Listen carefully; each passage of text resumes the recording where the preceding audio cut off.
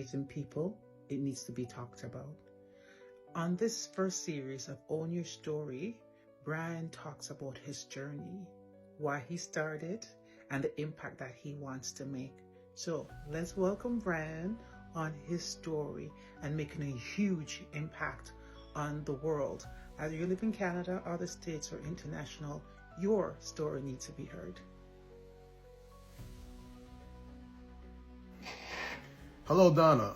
It was a pleasure to speak with you again. Thank you for this opportunity, and let's just get into it, right? So my name is Brian Gervais. I'm an independent filmmaker. I write, direct, produce, edit. I act as well. I'm also the founder of 10th Bear Studios, which is my studio production company that I formed because I wanted to make movies that I thought mattered, movies that I wasn't necessarily seeing made by the big boys out in Hollywood or elsewhere. I just thought that rather than sit around waiting for somebody else to make something I want to see, make it myself.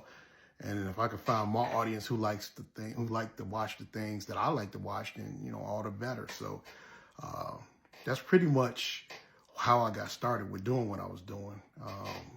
I also I'm a retired U.S. Navy veteran. I did 20 years in the U.S. Navy, so Hoo-yah Navy. So yeah, that's it's a lot more to me than that, but we only have so much time to discuss this. So let's get into a couple other questions. Let's see. What drives you? Why does this work matter to you personally? What drives me is since I was a little kid, I've always enjoyed storytelling. I remember when I had book reports due, I wasn't much of a reader, but I liked to make up stories. So it was easier for me. I used to make up stories and then create an author's name saying that it was written by, I look at John Jacob, whatever, because I don't know what it was. It was just I always enjoyed telling stories and making a world that was different from the world that I was experiencing. I had some traumatic things happen as a childhood, as we all did. So it's not boo-hoo Brian. It's just that storytelling was a way for me to have an escape and create a way of dealing with some of the not pressures, but some of the hurt that I had, witnessing my father die when I was 5 years old. And, it's just a lot to it. I don't want to bore you all with my struggles, but that's just the thing that drives me. So since then, creating, being able to create, bring something from nothing has always been something that I thoroughly enjoy. And so, yeah, that's that. The impact you've seen or the difference you're creating. The biggest impact I've seen is connecting with justice. I mean, we won over 40, 50 awards for that film throughout the film festival spaces. Which great. But the thing that was more important to me, I had several folks come up to me afterwards and say to me, hey, listen, your film resonated with me. I had something similar that happened to me, they would say.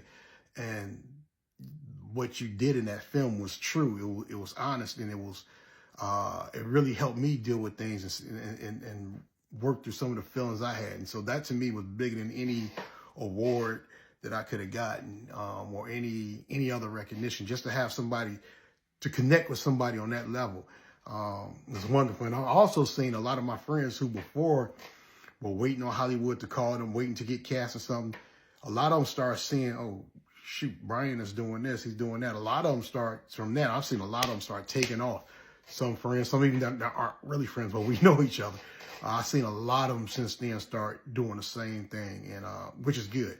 I think we should all go for it. Do your own thing. Don't wait for somebody to give you permission. It's what you want to do, so go for it, Here's the thing. As artists, I believe we have a responsibility to the world. But more importantly, and particularly, I want to say Black artists, we are very marginalized. We can't afford to marginalize ourselves. We know that we are not a simple folk or monolithic. Is that the right word? I'm not sure. I might have screwed that word up. Forgive me, idea. But the thing I'm saying is that we have various stories. Every story doesn't have to be about this or that. And I'm not going to mention because I don't want to put what anybody's doing down. But what I'm saying is there's room for other stories. There's room for all of us in this thing. And the thing we need to take is my success doesn't stop your success. Your success doesn't stop my success. If anything, your success is for me, okay, that's showing, look, now that gives me an opportunity. Now I get the next person, and what's it, my acting coach used to say, rising tide floats all boats. Is that the saying? I think that's it. But if I screwed it up, I'm sorry. The point that I'm getting at is it's important for us to take the time to do the things that matter.